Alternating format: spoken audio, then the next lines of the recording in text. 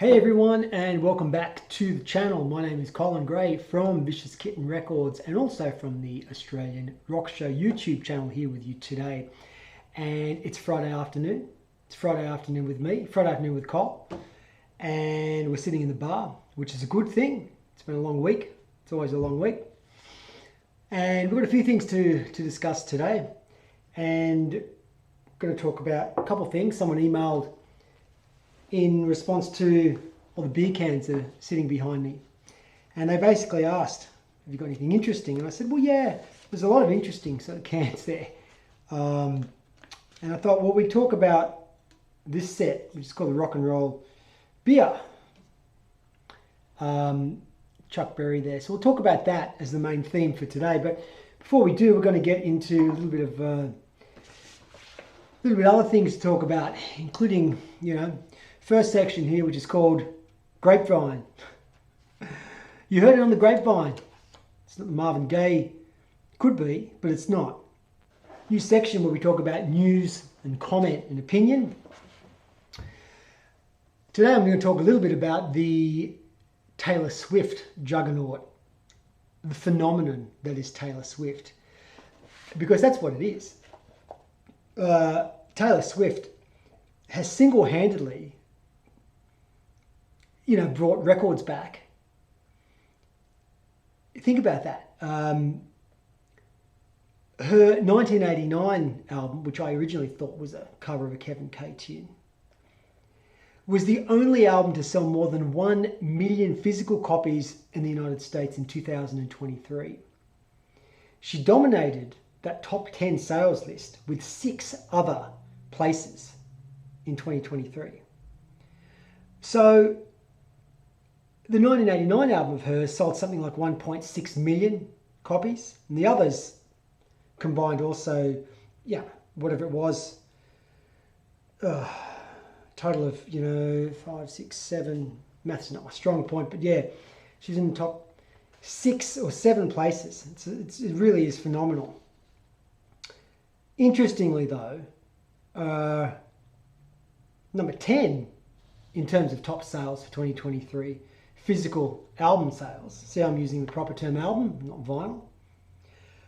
It was Fleetwood Mac's 1977 album Rumours, which sold 217,000 copies in the United States last year. Bizarre. So Taylor Swift, as I said, it's a phenomenon, and that's just not in the US. In the UK, record sales rose to their highest level in more than 30 years last year. And Taylor Swift's album propelled purchases to their fastest growth in a decade. Nearly 6 million albums were sold in 2023 in the UK. That's a rise of nearly 12% on the previous year, and the biggest haul since 1990, according to the British phonographic industry. Swift's recording of her 1989 album was the biggest selling vinyl LP of the year, while new releases from Ed Sheeran, Fonz, help me out, Lana Del Rey, Lewis Capaldi and the Stones also mentioned a strong year for record sales. But again in the UK, the Rumours album by Fleetwood Mac also sold massively, as did Pink Floyd's Dark Side of the Moon. Nostalgia, heritage, nostalgia. Next month, kids, in Australia, Taylor arrives. It's important, isn't it, for you? It is a phenomenon though, because it's all those spin-offs. All jokes aside, all those spin-offs of the concert that nowadays occurs. It's not just what goes on at the concert. It's also the accommodation, travel, and the transport, and hospitality, and all those sort of spin-offs. They have a huge impact on the economies of wherever she's playing, whichever city she's playing in. So those sort of things can't be underestimated. So whether certain state governments in certain countries actually contribute to bringing her to certain countries, I don't know. Who's to know? But it really is a phenomenon. It's extraordinary when you look at those sort of statistics. We're going to kick off now to a new section. I'm going to talk about new albums, or new songs that you should know. Fairly recent songs, also new releases. So, we're going to call this new section 3 Risk. 3 records you should know. So I can acronymize things too. So today's songs, I'm going to include in the show notes the links to where you can buy them. Quite often a lot of these bands have things on Bandcamp. So again, you should be supporting those independent artists. That's really, really important. So first off, not a recent release in the last sort of couple weeks or anything, but certainly last year. So from last year's All My Friends Are Crows albums, how can I not have mentioned this? Released on Ghost Highway Recordings. This is the great Jeff Dahl with a tune called Spider Sisters. Look out, Taylor, they're coming to get you.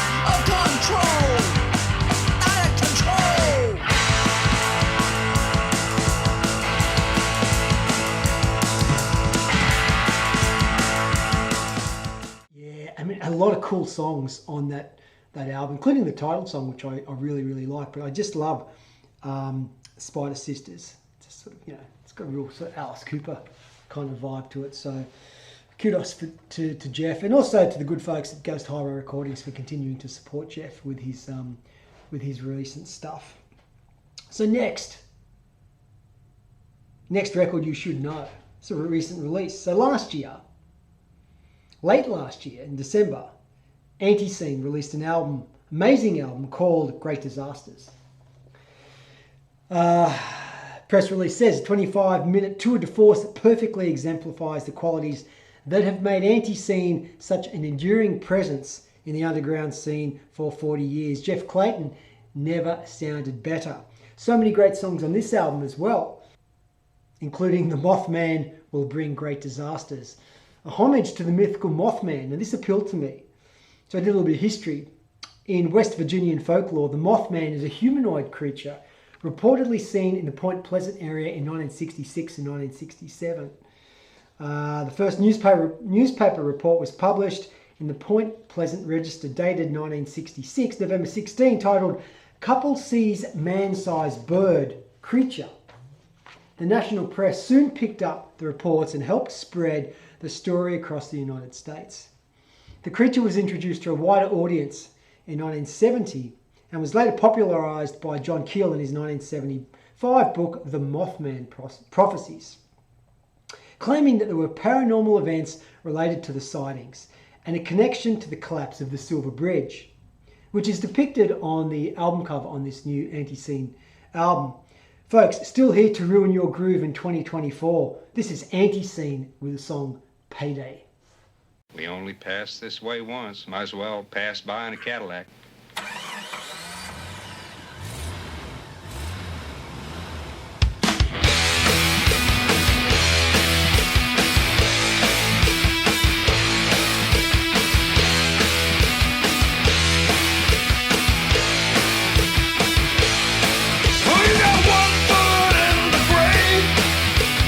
One foot on the gas.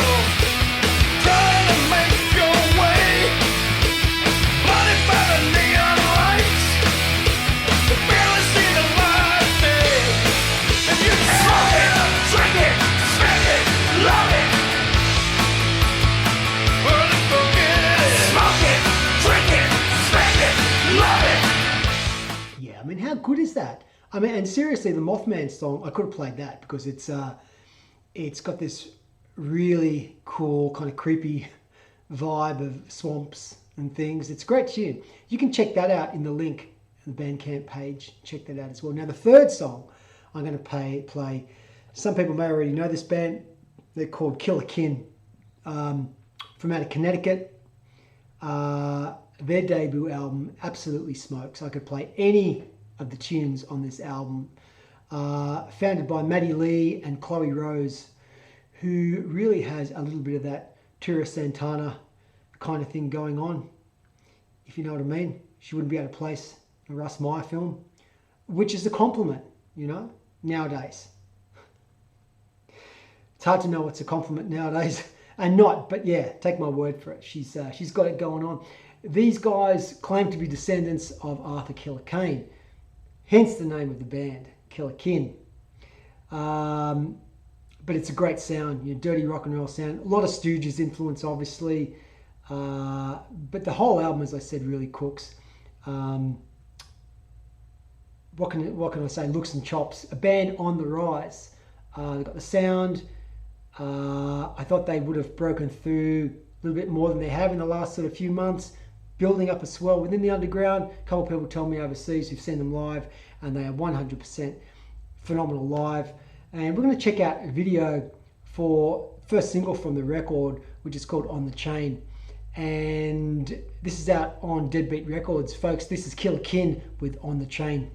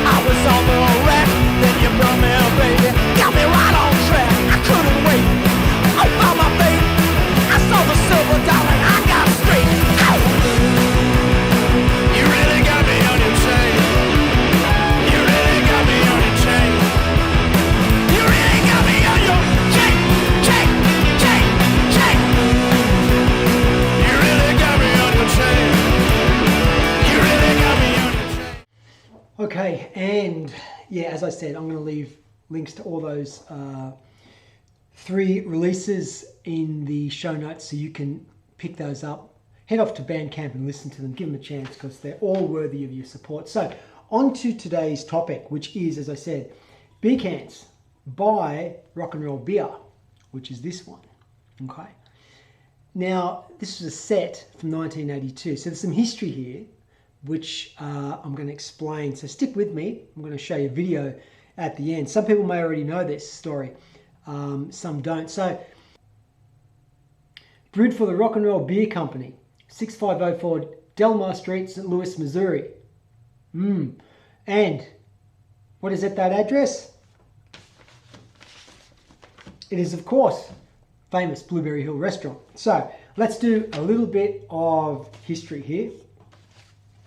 So, opened in 1972 and famous for its decor, cheeseburgers, and of course the internationally known darts room, as well as the duck room, with the father of rock and roll himself, Chuck Berry, having duck walked across that stage over 200 times until October 2014.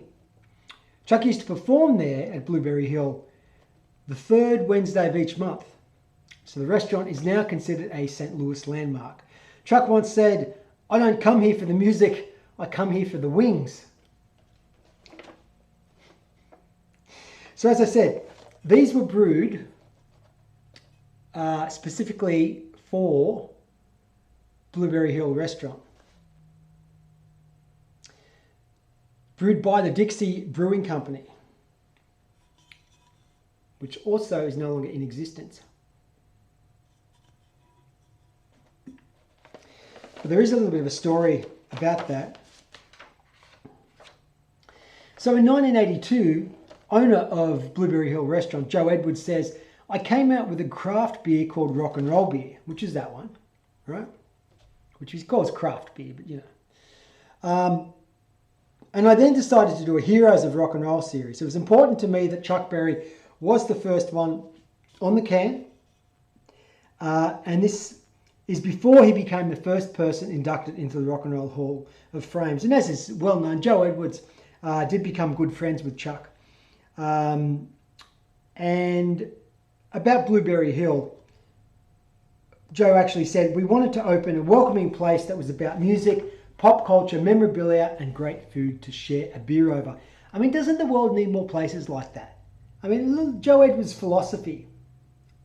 More places like Blueberry Hill in the world. Fonz? Or more so Richie. Richie used to sing that, didn't he? We'll go with Fonz. So let's take a look at some of these cans, right, that followed. So there was that one. And there was this one, which is just your sort of standard. There's no artist on that one.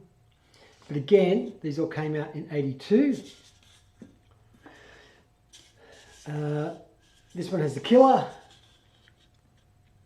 Jerry Lee Lewis, as you can see. If I hold it still. Yep.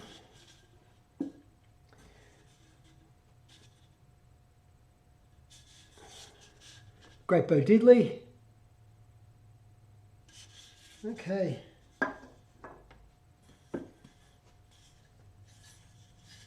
This one also came out 82 and says, I think that's meant to be Brando on the front, but it does say, I sold my soul for rock and roll. We can relate to that. And that's another copy of that, slightly different color. Yeah, so I'm going to cut to a video here that was a TV grab, talks about 50 years celebration when the restaurant turned 50. Before we sort of wind up. But yeah, that's pretty interesting. If anyone, I'm curious to know if these cans are actually on display as part of the memorabilia collection. I assume they are in the restaurant. Anyone in any of those sort of states, Nashville, Kentucky, if you're headed up there, if anyone's been there, put a comment in the show notes and let me know. If anyone's heading there, you know what to check out for. All right, so let's check out a little bit of video about the 50-year celebration of the Blueberry Hill restaurant. Good afternoon, St. Louis, and welcome to Studio STL, presented by Mattress Direct. Oh my gosh, is your mouth watering? Because mine is too. I mean, where else can you go to get a great burger, hear some amazing music, and even play some darts? Well, it is the iconic, legendary Blueberry Hill, and time sure does fly because they are celebrating 50 years. Here with us today is the owner of Blueberry Hill. Also, we like to call him the Duke of Del Mar, Mr. Joe Edwards. Joe, thanks so much for being here with us. It's a pleasure. It's pretty exciting celebrating this milestone. It is. It's huge. 50 years. How did Blueberry Hill get its start? Just in two tiny little storefronts with rainwater coming in from the roof and everything else. And little by little, we expanded through the years and now take up the whole city block. And there's something in there for everyone. There really is. And not only is there something there for everyone, I mean, you've had a lot of celebrities come through Blueberry Hill. Name just a few of those for us. Well, some of the most fun afternoons, I spent an entire afternoon with one of the greatest actors of all time, Robert Duvall and his wife. Gosh. Another afternoon with Joe Perry and his kids and his wife, Billy, along with Chuck Berry's family and kids. And so many different times. John Roberts, the Chief Justice of the Supreme Court, had dinner in Blueberry Hill with some federal judges a number of years ago. Wow. So it's amazing who's come through the decades. Not to mention the artists that play music there. Ed Sheeran, John Legend, Chuck Berry, Nelly, it just goes on and on. The list just goes on. People truly do love Blueberry Hill, and it's an amazing place to get some delicious food. What are some of your favorite items, or some that you've even brought in for us today? Yeah, some right here. The Western burger with a big onion ring and the bacon and soft cheddar. The chicken wings are really, really popular and all. We have both mild and spicy. Red beans and rice is really popular with people that are vegetarian, and we have some vegan items on the menu too. And I brought along a couple of salads, the garden salad and a dinner salad.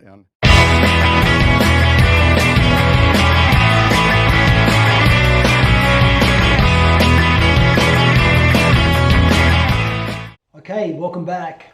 Another new section called Kevin K Classics, because I got to thinking after I put together a booklet on Kevin K of all the different single reviews and album reviews and words that I'd penned about the great rock and roll of Kevin K since, I think I started that in 95.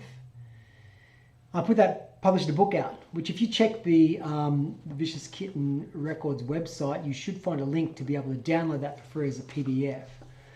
I started reading that the other day and I thought, well, look, the written word's already written, as to say the obvious, but I thought what I'm going to do in this section is just revisit something that I've reviewed and gives you a chance to revisit it and listen to something from it.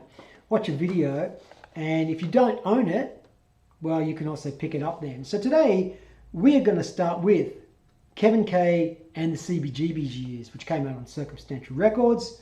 Kudos to Larry Germack. And this was reviewed by me in late 2018. The sun may be setting on 2018, but there's still time to sneak in a couple of reviews of new titles for Kevin K. Records that were issued in recent months and are worthy of your attention. The year started out with me listening to Kevin K and ending with Kevin K. So let's go back to the start of the year and put the magnifying glass over Kevin K, the CBGB years, which came out on Circumstantial Records. What this is a killer collection of 18 live recordings from Kevin's various bands, all captured live at CBGBs from 1984 through to 1997. This includes the New Toys, the Lone Cowboys, and the Road Vultures, through to the Kevin K Band. Lots of cool tunes on this live album with diverse appeal for the listener, reflecting the various styles of each band. For me, it's really cool to hear the live recordings by the Lone Cowboys in particular, who in many ways, with their hybrid look and sound that combined equal parts punk and new wave, were not dissimilar from bands such as Lords of the New Church, even Flesh for Lulu, or maybe Gene Loves Jezebel. Check out their albums from the mid-80s, Streets of Poison and Voodoo Dolls and Cadillac Fins, and you won't be disappointed. I absolutely love on this album the live version of Nothing for Nothing, and also 3 Inches Tall.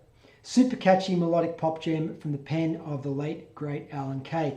A demo of this was released on the Kevin K Band's 1997 album, Rule the Heart.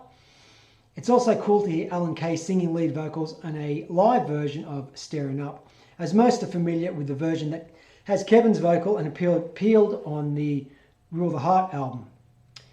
Lots of killer Road Vultures tunes on this album too, including Fire It Up, She, and Rock and Roll Bar. Some choice covers too for the punk purists, including Richard Hell's Love Comes in Spurts and the Coops' Raped and Freezing. 18 tracks in, and all are well recommended. So take a trip back through the time tunnel to the smell, the feel, and the sounds of the Bowery with Kevin K, the CBGB's, out now on Circumstantial Records. So we're going to listen to a tune by the Lone Cowboys, and we're going to listen to Staring Up.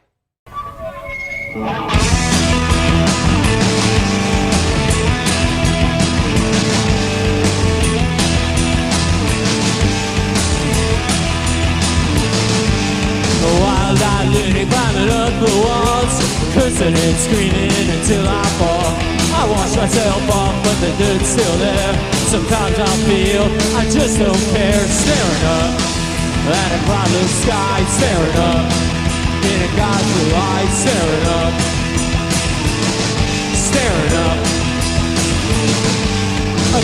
of hope I search for, but maybe I'll find it before it's shore. Reflections on the water, it's me at my side. I'm stranded on a beach like a crab at the tide, staring up at a cloudless sky, staring up in a God's blue eyes, staring up, staring up. A wild-eyed lunatic climbing up the walls, cursing and screaming until I fall. I wash myself off, but the dirt's still there. Sometimes I feel I just don't care, staring up at a cloudless sky, staring up in a God's blue eyes, staring up.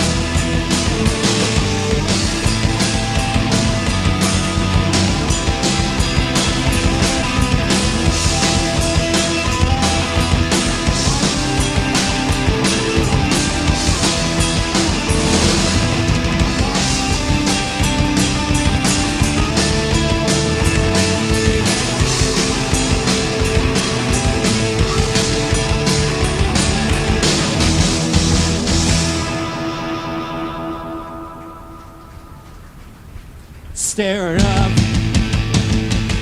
staring up, staring up at a clear blue sky, staring up in a God's blue eyes, staring up, staring up, staring up at a cloudless sky, staring up in a God's blue eyes, staring up, staring up. Staring up at a cloudless sky, staring up in a God's blue eyes, staring up, staring up, staring up, staring up.